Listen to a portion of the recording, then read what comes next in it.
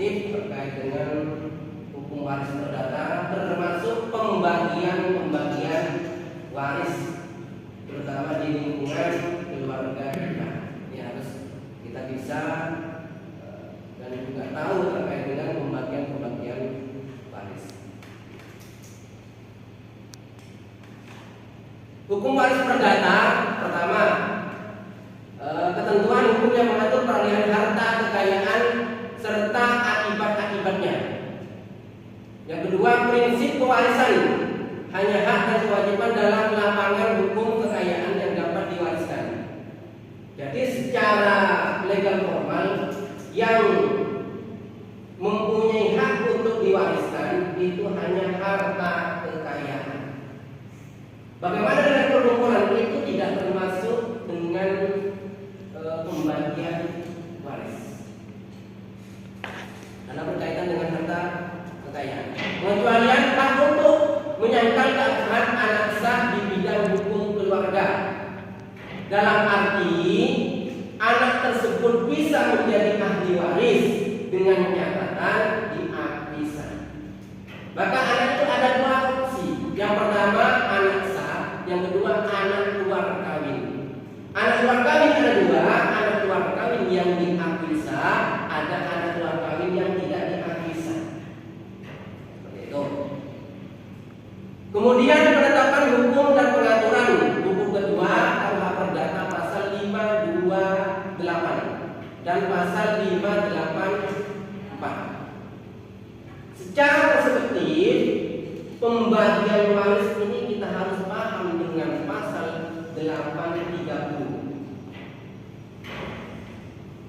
Kalau tidak paham dengan pasal 830, maka ini harus kita memperdalam secara legal, termasuk pembagian waris.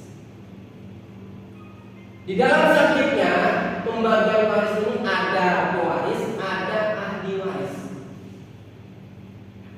Bila mana waris ini terjadi kalau pasal 830 ini sudah terjadi. Apabila tidak terjadi, maka tidak terjadi waris. Pengertian dalam hukum pewarisan. Pewaris adalah menggantikan hak dan kewajiban seorang yang meninggal. Jadi catatannya waris ini terjadi apabila sudah terjadi pewaris itu sudah meninggal. Jadi apabila belum meninggal maka tidak terjadi waris. Hak dan kewajiban dalam pewarisan adalah hanya hak dan kewajiban di bidang hukum kekayaan saja. Artinya hanya fokus kepada harta kekayaan. Mengacu dalam KUH Perdata ada hak dan kewajiban yang diatur dalam buku 2 tentang benda dan buku 3 tentang perikanan. Makanya dalam pembagian waris itu selainnya sudah ada perikanan.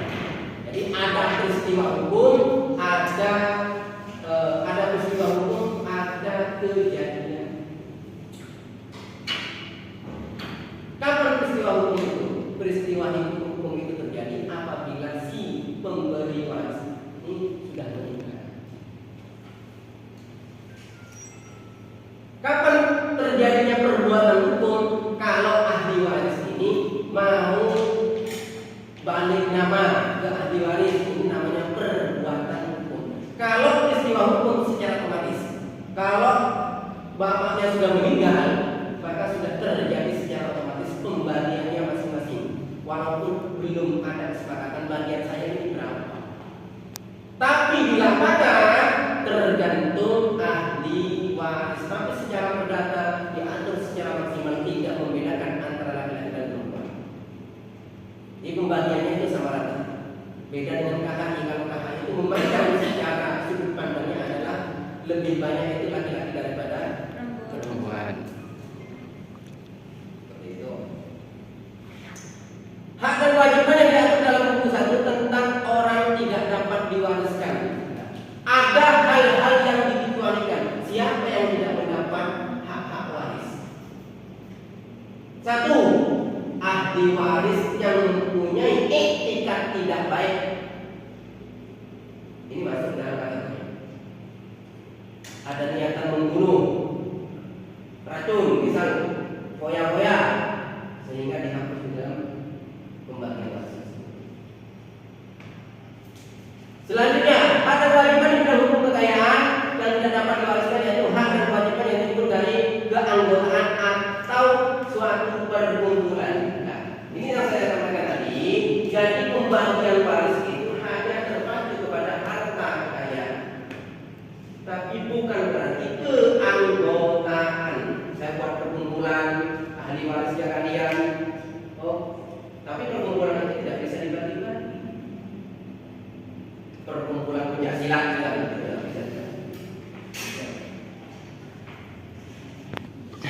Gua, Pak. Hak seseorang untuk menghindari sahnya anak yang dilahirkan sebelum hari 180 dalam perkawinan suami istri. Jadi di dalam pembagian waris itu, anak yang masih di dalam kandungan itu sebetulnya sudah dikatakan mempunyai hak-hak waris.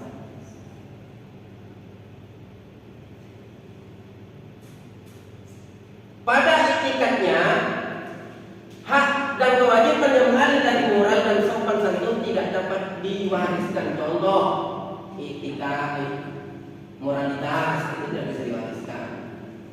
Karena yang bisa diwariskan itu hanya berkaitan dengan harta kekayaan. Etika tidak bisa, kesopanan tidak bisa diwariskan karena memang karakter. Apa yang mau dibagikan? Moralitas tergantung kepribadian kita. Harta kekayaan berupa keseluruhan aktiva dan pasifa yang ditinggalkan pewaris dan berpindah pada sekalian ahli warisnya menjadi milik bersama. Pewaris orang yang meninggal dunia dengan meninggalkan harta kekayaan. Ini salah satu hierarki ya, yang disebut dengan pewaris itu siapa, ahli waris itu siapa. Kalau pewaris di sini orang yang meninggal dunia dengan meninggalkan harta kekayaan sesuai dengan pasal 830. Kapan terjadinya waris? Dijawab dalam KUH Perdata, yaitu dalam pasal penolakan waris sesuai dengan pasal 1057. Jadi ya, maka kalau ada ahli waris itu yang menolak terkait dengan ahli waris, terkait dengan pembagian waris, satu, harus ada surat pernyataan dari ahli waris untuk menolak. Itu yang pertama. Yang kedua, harus ada putusan hakim, baru perbuatan hukum itu bisa dilaksanakan. Sepanjang itu tidak ada, maka tetap tidak ada, dianggap tidak ada penolakan. Maka penolakan itu harus jelas legal formalnya apa, penolakan dasarnya apa. Yang kedua, dasar hukumnya apa, yaitu dari majelis hakim. Tadi boleh nggak menolak? Boleh secara hukum, sepanjang orang itu tidak butuh. Tapi dengan catatan, orang kalau masih butuh ya jangan menolak lah, karena berkaitan dengan harta milik. Tanya Pak, ini kan sering terjadi di daerahnya saya. Masalah waris itu banyak masyarakat yang belum tahu atau memang tidak mengerti tentang pewarisan atau cara mereka mewarisi atau bagaimana dengan ahli warisnya. Dan sering terjadi permasalahan di sana Pak, terkait bagi anak-anaknya atau mereka yang ingin mendapatkan ahli waris. Mereka menuntut untuk mendapatkan ahli waris ketika orang tuanya masih hidup. Mungkin karena sebab faktor atau ada penyebab mendorong mereka untuk lebih mendapatkan ahli warisnya. Pertanyaannya, kapan terjadinya waris? Siap, terima kasih atas pertanyaannya. Terkait dengan kapan terjadinya waris itu berlaku, maka sesuai dengan KUH Perdata pasal 830, maka di sini dinyatakan warisan itu ketika sudah kematian si pewaris. Sehingga waris ini berlaku kalau sudah meninggal. Walaupun mau dituntut pembagian waris tapi belum meninggal, maka tidak terjadi waris. harus meninggal dulu, baru waris itu terjadi. Bagaimana kalau menuntut sebelum terjadinya waris? Maka itu dikatakan hibah. Pembagian hibah. Hibah itu tidak boleh melebihi dari 1/3. Dan itu pun rentan untuk dituntut. Contoh, misal, ahli warisnya ada 3, 1, 2, 3. Yang nuntut pembagian waris sebelum bapaknya meninggal adalah nomor 1, misal. Kalau bapaknya merelakan untuk dihibahkan itu tidak boleh lebih dari 1/3.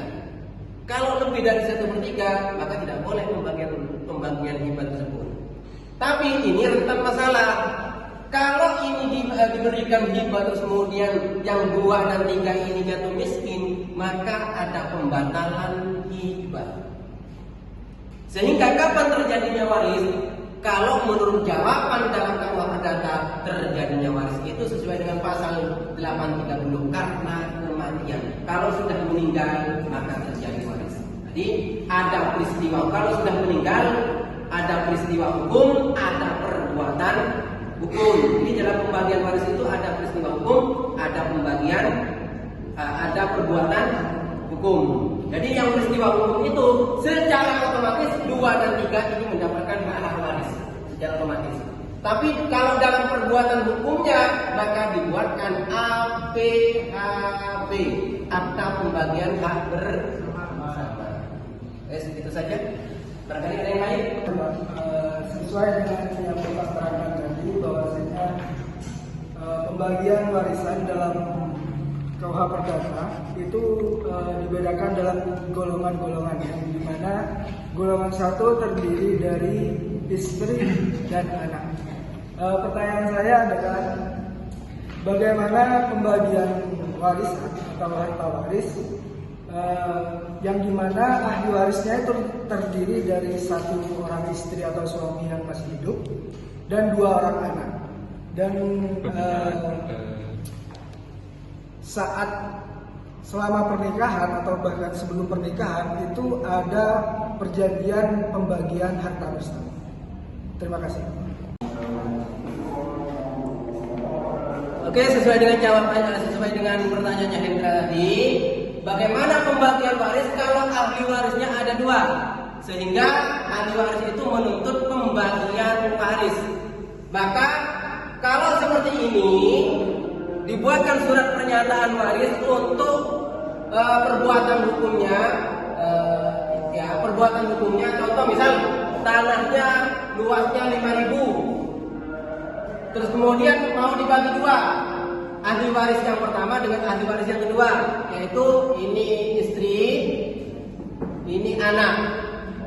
Kalau dalam KUH Perdata pembagian waris itu kalau sepanjang masih ada istri maka istri termasuk ahli waris, termasuk juga anaknya. Bagaimana kalau tanahnya ada 5.000 dibagi 2, dibuatkan apa?